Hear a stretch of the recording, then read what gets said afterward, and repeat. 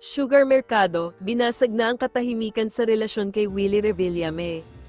Sa wakas, matapos ang matagal na pananahimik, inamin na ng dating Wawwawan co-host na si Sugar Mercado na naging magkarelasyon sila ni Willie Revillame sa loob ng 7 taon. Ano talaga ang real status niyo noon ni Willie Revillame? Naging kayo ba for 7 years? Oo.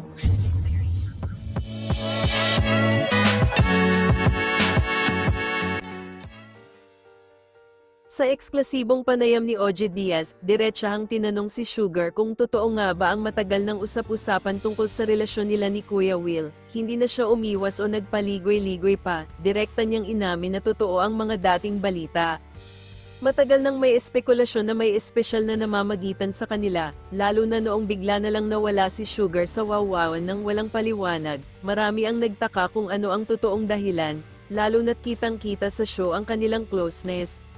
7 taon ng pagmamahal ayon kay Sugar, minahal niya ng sobra si Willie at malaki ang naging bahagi nito sa kanyang buhay. Aminado siyang naging masaya siya sa relasyon nila, pero kalaunan ay dumating ang hindi pagkakaintindihan na nauwi sa kanilang paghihiwalay. Tinanong siya kung nasaktan ba siya at kung naramdaman niya ang pagmamahal mula kay Willie, at agad niyang sinagot ng oo naman. Dagdag pa niya, hanggang ngayon ay mahalaga pa rin si Willie sa kanya, lalo na't malaki ang naitulong nito sa kanyang mga anak. Hindi na sila nag-uusap, matapos ang kanilang paghihiwalay, sinabi ni Sugar na wala na silang komunikasyon ni Willie. Gayunpaman, hindi raw niya ito kinakalimutan at nananatili itong bahagi ng kanyang puso. Tinanong din siya kung hinahanap ng kanyang mga anak si Willie, at ayon kay Sugar, minsan ay nagtatanong ang mga ito tungkol sa kanya, ngunit lagi niyang sinasabi na abala si Willie sa kanyang trabaho at pagtulong sa iba.